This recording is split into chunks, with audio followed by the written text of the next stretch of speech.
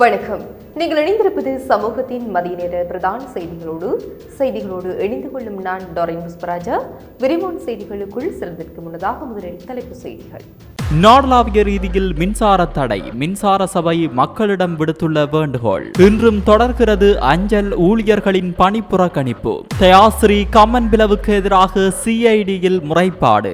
முல்லைத்தீவு பாடசாலையில் ஏற்பட்ட குழப்பம். ஓட்டமெடுத்த மாணவர்கள்.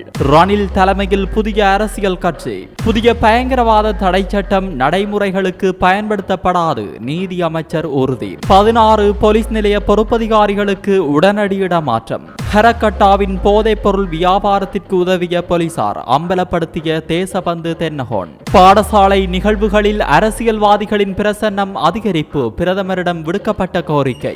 அம்பாறையில் உணவு நிலையங்கள் திடீர் சுற்றி வளைப்பு. 6 மீது சட்ட நடவடிக்கை. நாடளாவிய ரீதியில் ஏற்பட்டுள்ள சீரற்ற வானிலை காரணமாக பல பகுதிகளில் மின்சார தடைகள் ஏற்பட்டுள்ளதாக இலங்கை மின்சார சபை தெரிவித்துள்ளது.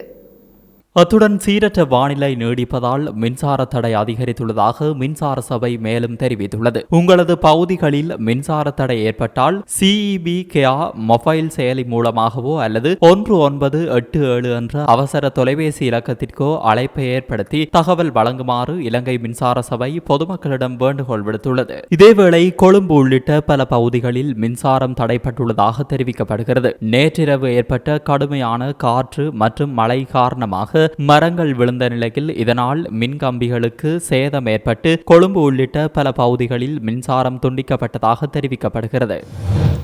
அஞ்சல் மற்றும் தொலைத்தொடர்பு அதிகாரிகள் சங்கம் முன்னெடுத்துள்ள அடையாள பணி புறக்கணிப்பு இன்று தொடர்கிறது.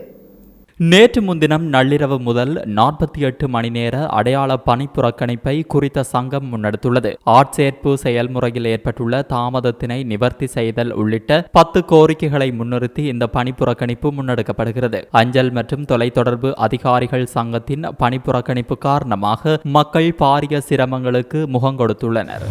வரி செலுத்துவோர் அடையாள இலக்கத்தை பதிவு செய்யும் முறைமையை இலகுவாக்குவதற்காக QR குறியீடு ஒன்று அறிமுகப்படுத்தப்பட்டுள்ளதாக உள்நாட்டு இறைவரி திணைக்கள ஆணையாளர் நாயகம் RPGH பெர்னாண்டோ தெரிவித்தார். இந்த QR குறியீட்டை பயன்படுத்தி ஏற்கனவே பதிவு செய்தவர்களும் தங்கள் பதிவை சரிபார்த்து கொள்ள முடியும். அவ்வாறு இல்லையெனில் உள்நாட்டு இறைவரி திணைக்களத்தை தொடர்பு கொள்வதன் மூலம் அதை எவ்வாறு பெறுவது என்பது குறித்து அறிந்து கொள்ளலாம். வரி நிர்வாகம் மற்றும் இணக்கத்தை மேம்படுத்துவதற்கான முயற்சிகளின் ஒரு பகுதியாக 1 கோடிக்கும் அதிகமான வரி செலுத்துவோர் அடையாள இலக்கங்கள் பொதுமக்களுக்கு வழங்கி வைக்கப்பட்டுள்ளதாக திணைக்களம் தெரிவித்துள்ளது. நாடாளுமன்ற உறுப்பினர் தயாஸ்ரீ ஜெயசேகர மற்றும் முன்னாள் நாடாளுமன்ற உறுப்பினர் உதய கம்மன் பில ஆகியோரிடம் வாக்குமூலம் பதிவு செய்யுமாறு குற்றப்புலனாய்வு திணைக்களத்திடம் கோரப்பட்டுள்ளது.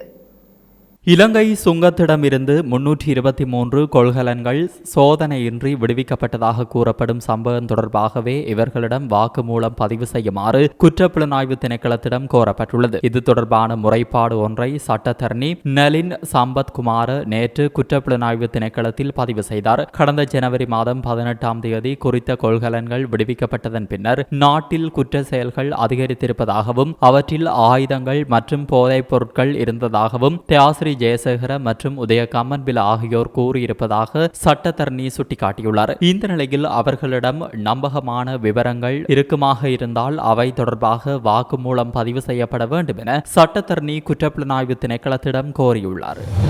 முல்லைத்தீவு ஒட்டிசுட்டான் பகுதியில் உள்ள பாடசாலை ஒன்றில் இன்று காலை மாணவர்களையும் ஆசிரியர்களையும் தேனீகள் குத்திய சம்பவம் ஒன்று இடம்பெற்றுள்ளது. குறித்த பாடசாலை வளாகத்திற்குள் அமைந்துள்ள கட்டடம் ஒன்றில் தேனீக்கள் கூடு கட்டியிருந்துள்ளது. இந்த நிலையில் இன்றைய தினம் வலயமட்ட விளையாட்டுப் போட்டிகள் குறித்த பாடசாலை மைதானத்தில் இடம்பெற ஏற்பாடாக இருந்தது. இந்த நிலையில் திடீரென தேனீக்கள் கலைந்து பாடசாலை மைதானத்தில் நின்றவர்களை துரத்தி குத்தியுள்ளது. இதனால் அச்சமடைந்த மாணவர்கள் பரவி பாய்ந்து ஓடியுள்ளனர். இப்பாடசாலையின் மாடி கட்டடம் ஒன்றில் பல காலமாக தேனீக்கள் கூடு கட்டி வாழ்வதாக கூறப்படுகிறது. குறித்த சம்பவத்தால் பாடசாலையில் சிறிது நேரம் குழப்ப சூழ்நிலை காணப்பட்டதுடன் தேனீக்களை அழிக்கும் செயல்பாட்டில் பாடசாலை நிர்வாகம் இறங்கிய நிலையில் நிலைமை சுமூகமாகியுள்ளமை குறிப்பிடத்தக்கது. புதிய தொழில்நுட்பத்துடன் முன்னேறி புதிய அரசியல் கட்சியை நிறுவுவதற்கு பாடுபடுவேன் என்று முன்னாள் ஜனாதிபதி ரணில் விக்ரமசிங்கே தெரிவித்துள்ளார். இந்த ஆண்டு உள்ளூராட்சி மன்ற தேர்தலில் வெற்றி பெற்ற ஐக்கிய தேசிய கட்சியின் பிரதிநிதிகள் குழுவில் உரையாற்றும் போதே அவர் இவ்வாறு தெரிவித்தார். நாடாளுமன்ற தேர்தலை காட்டிலும் உள்ளூராட்சி மன்ற தேர்தலில் குறைவான வாக்குகளை பெற்று அரசாங்கம் முதல் தடவையாக வீழ்ச்சியை சந்தித்துள்ளது. அரசாங்கத்தின் கடந்த கால நடவடிக்கைகளினால் மக்கள் ஆணை வழங்கியவர்கள் அதிருப்தி அடைந்துள்ளனர். இப்போது நாம் புதிய கட்சி ஒன்றை உருவாக்க வேண்டும் என ரணில் இதன்போது கூறியுள்ளார். புதிய பயங்கரவாத தடுப்புச் சட்டம் இனவாதம், மதவாதம் அல்லது வேறு விடயம் ஒன்றை காரணமாக்கிக் கொண்டு அடக்குமுறைக்கு பயன்படுத்துவதற்கு தயாரிப்பதில்லை என நீதி மற்றும் தேசிய ஒருமைப்பாட்டு அமைச்சர் கிருஷ்ண நாணயக்கார் தெரிவித்தார். பயங்கரவாத தடுப்பு சட்டத்தை ரத்து செய்து புதிய சட்டம் ஒன்றை வரைவதற்கு ஏற்புடையதாக பொதுமக்களின் கருத்துக்களை பெற்றுக்கொள்வதன் கீழ் பல்வேறு அமைப்புகள் மற்றும் 240 பேர் இணைந்து தயாரித்து கச்சாத்திட்டுள்ள யோசனைகள் அடங்கிய பிரேரணை ஒன்று அமைச்சர் ஹர்ஷன நாணயக்காரவிடம் நேற்று நீதி அமைச்சில் வைத்து கையளிக்கப்பட்டது. இதன்போது அங்கு கருத்து தெரிவிக்கையிலேயே இவ்வாறு தெரிவித்தார். இனவாதம், மதவாதம் அல்லது வேறு விடயம் ஒன்றை காரணமாக்கிக் கொண்டு அடக்குமுறைக்கு பயன்படுத்துவதற்கு இந்த சட்டத்தை தயாரிப்பதில்லை. உலகளாவிய பயங்கரவாத சவால்களுக்கு முகங்கொடுப்பதற்கு இவ்வாறான சட்டம் ஒன்று தேவையாகும் என்றார். நாடு முழுவதிலும் உள்ள போலீஸ் நிலையங்களின் 16 பொறுப்பதிகாரிகளுக்கு உடனடி இடமாற்றங்களை இலங்கை போலீஸ் தலைமையகம் அறிவித்துள்ளது. அதிகாரப்பூர்வ அறிக்கையின்படி தேசிய போலீஸ் ஆணையத்தின் ஒப்புதலுடன் இந்த இடமாற்றங்கள் செய்யப்பட்டுள்ளன. இதன்படி அவை உடனடியாக நடைமுறைக்கு வருவதாக அறிவிக்கப்பட்டுள்ளது. மத்தள, தங்காலை, வாதுவ, நிந்தவூர், பென்சியகம, கிளிநொச்சி, பொத்தபெட்டி, கம்பல, தர்மபுரம், கலன் பிந்துணுவெவ ஆகிய போலீஸ் நிலைய பொறுப்பதிகாரிகளே இவ்வாறு மாற்றங்களுக்குள்ளாகியுள்ளனர். இதனைத் தவிர போலீசின் சட்டப்பிரிவு உட்பட பல முக்கிய பிரிவுகளை சேர்ந்த போலீஸ் அதிகாரிகளும் இடமாற்றம் செய்யப்பட்டுள்ளனர். இலங்கையில் அண்மை காலமாக தொடர்ந்தும் போலீஸ் தரப்பில் பல்வேறு இடமாற்றங்கள் இடம்பெற்று வருகின்றமை குறிப்பிடத்தக்கது. கரகட்டாவின் போதைப்பொருள் வியாபாரத்திற்கு ஆதரவு அளிக்கும் நோக்கில் தென் மாகாணத்தின் பெரும்பாலான போலீஸ் அதிகாரிகள் அவரிடமிருந்து நிதி பெற்றுள்ளனர் என தேசபந்து தென்னகோன் தெரிவித்துள்ளார்.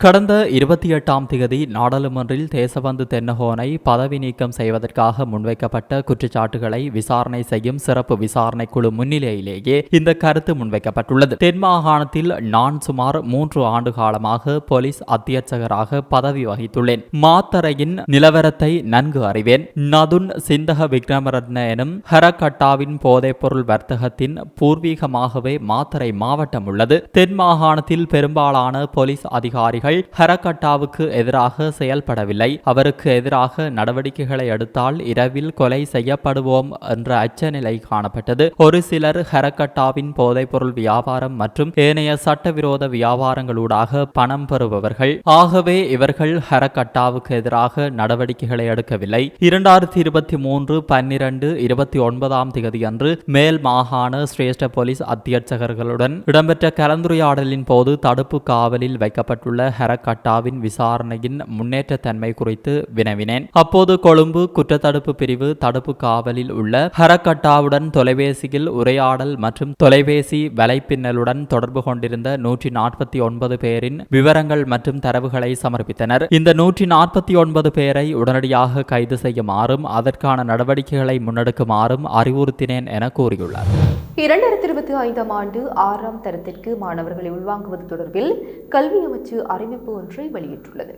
இதன்படி 2024ஆம் ஆண்டு தரம் 5 புலமை பரிசில் பரீட்சை பெறுபவர்களின் அடிப்படையில் 2025ஆம் ஆண்டு 6ஆம் தரத்திற்கு மாணவர்களை உள்வாங்குவதற்கான முதல் சுற்று மேன்முறையீட்டு பெறுபவர்கள் தற்போது வெளியிடப்பட்டுள்ளதாக கல்வி அமைச்சு தெரிவித்துள்ளது. குறித்த பெறுபவர்களை g6application.moe.gov.lk என்ற இணையதளத்திற்குள் சென்று பார்வையிட முடியும் எனவும் அந்த அமைச்சு தெரிவித்துள்ளது. மேன்முறையீடு மூலம் பாடசாலைகளுக்கு தேர்ந்தெடுக்கப்பட்ட மாணவர்களை வாங்குவது தொடர்பான விடயங்கள் சம்பந்தப்பட்ட பாடசாலை அதிபரால் மேற்கொள்ளப்படும் என கல்வி அமைச்சு தெரிவித்துள்ளது.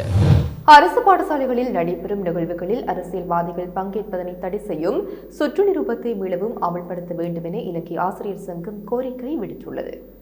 பிரதமரும் கல்வி அமைச்சருமான ஹரணி அமரசூரியவிடம் எழுத்து மூலம் இந்த கோரிக்கை முன்வைக்கப்பட்டுள்ளது. பாடசாலைகளில் நடைபெறும் நிகழ்வுகளில் அரசியல்வாதிகள் பங்கேற்பது அதிகரித்துள்ளதாக ஆசிரியர் சங்கம் குற்றம் சுமத்தியுள்ளது. இவ்வாறு அரசியல்வாதிகள் பங்கேற்பதால் பெற்றோருக்கு கூடுதல் செலவு ஏற்படுவதுடன் மாணவர்களின் கற்றல் நடவடிக்கைகளும் பாதிக்கப்படுவதாக சுட்டிக்காட்டப்பட்டுள்ளது. தற்போதைய அரசாங்கம் ஆட்சி பொறுப்பினை ஏற்றுக்கொண்டு சிறிது காலத்திலேயே அளித்த வாக்குறுதிகளை மறந்து செயல்படுவதாக இலங்கை ஆசிரியர் சங்கம் குற்றம் சுமத்தியுள்ளது. அம்பாறை சம்மாந்துறை சுகாதார வைத்திய அதிகாரி பிரிவுக்கு உட்பட்டு இனிப்பு கடைகள், பலசரக்கு கடைகள் மற்றும் கோழி இறைச்சி கடைகள் என்பன சுகாதார பிரிவினரால் கடந்த புதன்கிழமை பரிசோதிக்கப்பட்டது. இதன்போது காலாவதியான மற்றும் மனித நுகர்வுக்கு பொருத்தமற்ற உணவுப் பொருட்களை விற்பனைக்கு வைத்திருந்த 6 கடை உரிமையாளர்கள் மீது உணவு சட்டத்தின் கீழ் நேற்றைய தினம் வழக்கு தொடரப்பட்டது. இதன்போது சம்மாந்துறை நீதிமன்ற நீதவான் 6 கடை உரிமையாளர்களில் 4 பேருக்கு தலா 5,000 ரூபாய் வீதம் மொத்தம் 20,000 ரூபாய் அபராதம் விதித்தார். மேலும் மன்றிற்கு சமூகம் அளிக்காத 2 வர்த்தகர்களுக்கும் வேறு ஒரு திகதி நீதிமன்றத்தால் தவணை அறிவிக்கப்பட்டது. கட்டுநாயக்க விமான நிலையத்தில் 10 கிலோகிராம் 323 கிராம் கொக்கைன் போதைப் பொருளுடன் வெளிநாட்டு பிரஜை ஒருவர் கைது செய்யப்பட்டார். கட்டுநாயக்க விமான நிலையத்தில் இன்று காலை போலீஸ் போதைப் பொருள் தடுப்பு பிரிவு மற்றும் விமான நிலைய சுங்கப்பிரிவு அதிகாரிகள் நடத்திய கூட்டுச் சோதனையில் கொக்கைன்கள் மீட்கப்பட்டுள்ளது. கைது செய்யப்பட்ட சந்தேக நபர் 38 வயதுடைய இத்தாலி நாட்டை சேர்ந்தவர் ஆவார். சந்தேக நபர் இந்த போதைப் பொருட்களை 3 பொம்மைகளுக்குள் மறைத்து கொண்டு வந்திருந்தமை குறிப்பிடத்தக்கது. இந்தியாவின் தெலுங்கானாவில் நடைபெறும் 72வது உலக அழகி போட்டியின் போது மிஸ் வேர்ல்ட் மல்டிமீடியா என்ற சவாலில் ஆசியாவிலிருந்து 2வது வெற்றியாளராக இலங்கை அழகி அனுதி குணசேகர தேர்ந்தெடுக்கப்பட்டுள்ளார்.